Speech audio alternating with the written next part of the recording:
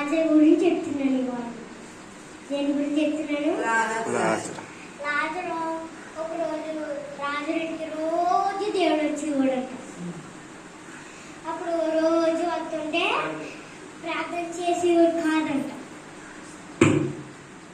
ఏం చేసేవారు కాదంట? మా అత్త మరి ఇంటికి వచ్చేవారంట. మా అత్తమ్మ ఉంటుంది కదా, మా అత్తమ్మ అలా అన్నయ్య అనమాట. లాజర్ అన్నయ్య తమ్ముడు అవుతుంది. అప్పుడు వాళ్ళ ఇంటికి రోజు వచ్చేవాడంట దేవుడు. వస్తే ఒక 3 డోస్ అయింది. 3 డోస్ అయింది. 3 రోజులు అయింది. 3 రోజులు అయ్యాక లాజర్ మరణించాడు. ఏమయ్యాడు? అప్పుడు అంతకుముందు మొత్తం కట్టేసాడు. బాడీ బోర్స్ అంతా కట్టేస్తారు కదా, ఇలా కట్టేసాడు. మొత్తం అంతా ఇలాగా పైనుంచి ఇలా కాలు వరకు కట్టేసాడు.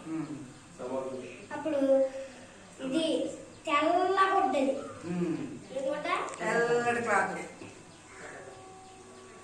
తెల్లటి గొడ్డ తీసుకుని పైనుంచి కాలు వరకు చుట్టేసి అప్పుడు సమాధిలో పెట్టేసి ఒక గుండ్రమైన రాయి తీసుకుని దానికి ఇలాగా అడ్డు పెట్టేసారు. అప్పుడు మా అత్త మరి ఏడుతున్నారు. ఎందుకు ఏడుతున్నారని? తమ్ముడు చచ్చిపోయాడు కాబట్టి. అప్పుడు మళ్ళీ యేసు ప్రభు వచ్చాడు. వచ్చిన తర్వాత మాట్లాడుతుంటే యేసు ప్రభు మా తమ్ముడు చచ్చిపోయాడు, నన్ను ఎలా కూడా బతికించవా అని ఏమడిగారు? అప్పుడు అలాగా నువ్వు బతికించలేవు కదా అని అడిగారు. ఏమని అడిగారు? బతికించలేకపోతే ప్రార్థన చేసాడు దేవుడు. మళ్ళాగా దేవుడు కూడా ప్రార్థన చేస్తాడు.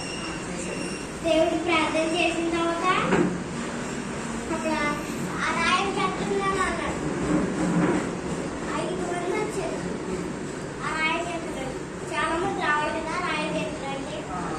కొండల మీద రాయిని అనుకో చాలా మంది రావాలి. 5,000 మంది వచ్చారు ఆ రాయికి వెళ్తారు. ఎంతమంది వచ్చారు? 5 మంది వచ్చి ఆ రాయిని తొలగించి పక్కకు తీసిన తర్వాత అప్పుడు ప్రార్థన చేసిన తర్వాత అప్పుడు దేవుడు లాజరు బయటికి రా అని అడిగాడు. అప్పుడు పచ్చగొడ్డతో చుట్టుకుని బయటకు వచ్చారు. ఎవరన్నా అప్పుడు గుహలో పెట్టేసారు అనుకోండి, చనిపోయి అలాగా అంటే బతికేస్తారా? మనం ఎందుకు బతకాలంటే బతికేస్తారా? ఇప్పుడు ఒక ఖర్చు పొడిది అక్కడ ఇప్పుడు ఎవరికైనా పుచ్చుకుంది అనుకోండి, మరి లెగు అని అంటే లేచిపోతారా? మీరే చెప్పండి, లేచిపోతారా? అంత సాధ్యమైనది దేవుడు సాధ్యం చేశాడు. అంత పర్సనల్ దేవుడు పొందాడు అనుకుందా? ఇప్పుడు లెగబట్టే లేచురా. ఇప్పుడు బీరకాయ ఉంది, నేను లెగమన్నాను, లేచురా. లేచురా ఎప్పుడు? నేను ఈ బాటిల్ లెగమన్నాను, లేచుందా? ఇప్పుడు లేచుందా చెప్పండి. దీని కాళ్ళు వచ్చినాయా? అప్పుడు మనం కూడా అలాంటి వ్యక్తిని దేవుడు జయించాడంటే మరి అసాధ్యమేనా? దేవుడికి అసాధ్యమైన ఏమీ లేదు. అలా మనకు వాగ్దానం చేసే పైకి వెళ్ళాడు దేవుడు. చెప్పాడా వాగ్దానం మనకి? నమ్ముట వల్లే సమస్తం సమకూరున్నాడు. ఏమన్నాడు? నమ్ముట వల్లనే సమస్తం సమకూరున్నాడు. అంటే సమస్తం అంటే ఏంటో తెలుసా మీకు? ఈ ప్రపంచం అంతా సమకూరున్నాడు అన్నాడు దేవుడు. అప్పుడు అంతా సమకూరుతాడు. అప్పుడు బయటికి రా వచ్చాడు దేవుడు. లాగా తీసుకెళ్ళాడు అంతే. అసలు వస్తారు అసలు బయటికి ఒంట్లో ఉన్న వాళ్ళు ఎంకుడు పెట్టేసారు చుట్టూరు.